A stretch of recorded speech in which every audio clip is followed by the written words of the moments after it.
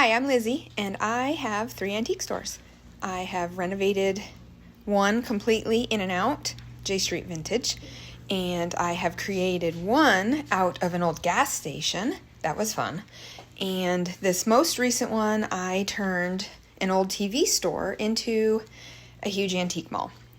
That's the one that this is mostly about. I went from this to what I would call the cutest store on the planet.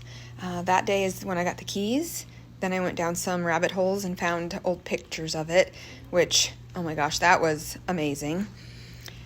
We kind of started scrubbing and doing some more scrubbing before we could really even wrap our brains around how we wanted to do the layouts.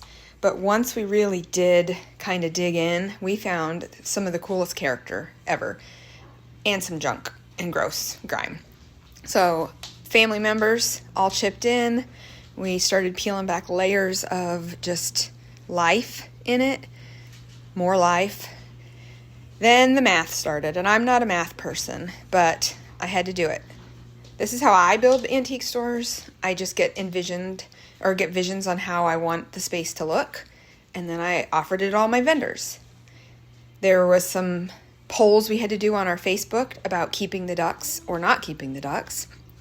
And as you're about to see, there were only 2 people out of, I don't even know, didn't even look, maybe 50 that voted, and everybody wanted to keep the dang ducks. I can't say that I like them because I grew up 90s kid, but here we are. I kept them. I'll show some pictures later of how cute they actually ended up being, but we kept the ducks.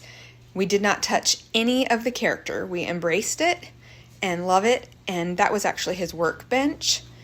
We did have to do some minor construction, but the upstairs apartment was just pristine. There's another family member helping. Found some treasures as I was adding some character. Could that be any cuter? We kept that. We painted around it. We did some color theories. Look how red it looks in the back, and then how regular colored the wood looks. Lots more working. That is how many types of flooring. We found some of my mental health mint, which is my go-to color. And we found lots of scrap paint that I had and created a whole new color.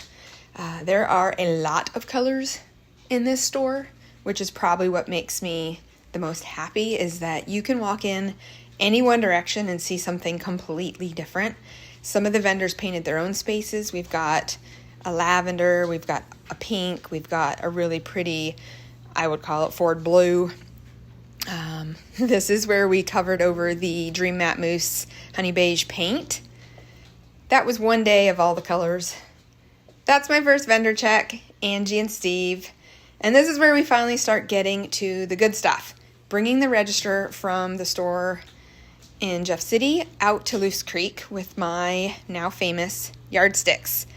I am known for that cash register area, the station, and it's just been so much fun.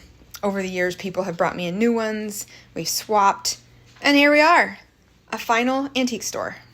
Thank you so much for watching, and stay tuned. Tell me what you want to see. I have documented every step of the way of pretty much all 3 stores, so I would love to help people do what we do, and it's just creating spaces out of these old buildings and bringing them back to life.